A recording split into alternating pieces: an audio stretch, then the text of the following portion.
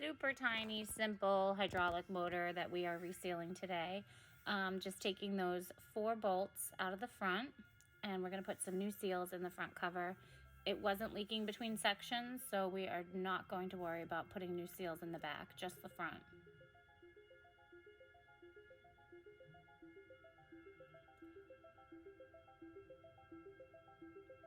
We're going to have to clean that up on the wire wheel because it's filthy. Next step is to get the old seals out.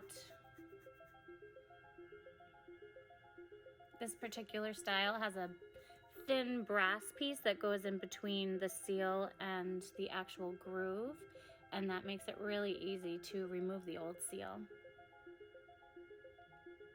You just get something tiny and sharp behind that brass piece and it pops right out. Now we have to get that front seal out. The wiper, the dust seal, the shaft seal, whatever you want to call it, it has to come out.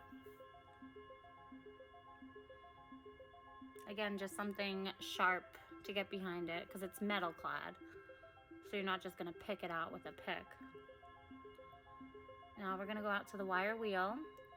We're not wearing gloves, which is not safe. I don't recommend it. I just was in a rush today. So I'm going to take that wire wheel and clean up all that dirt.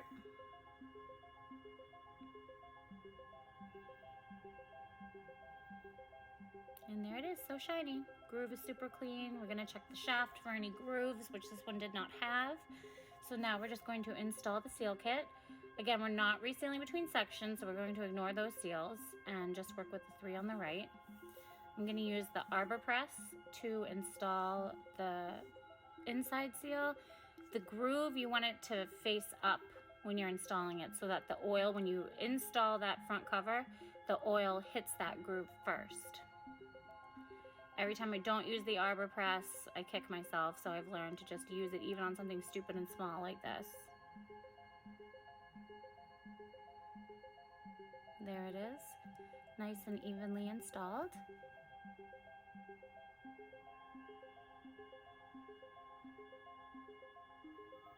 And now we're going to install the wiper, and it's the opposite on this. You want the groove to face out. It doesn't really matter, but just so it looks the way it did when it came in.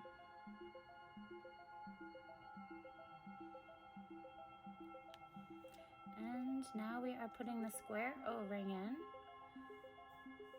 and the metal spacer.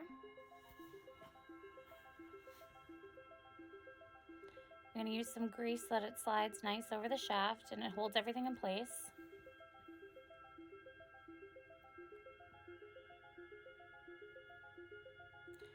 And that metal piece wants to just pop out, but I have a hammer with its name on it and it's going to stay in.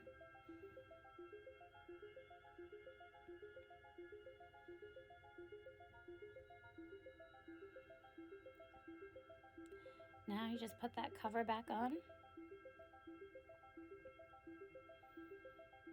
You don't want to force it. It should go on pretty easy if you have the right seal kit. And put those 4 bolts back in. I use a teensy bit of Loctite, not a lot, because the next guy that tears it apart, you don't want those bolts to break on him. Tighten them up. And you're good to go. Thanks for watching.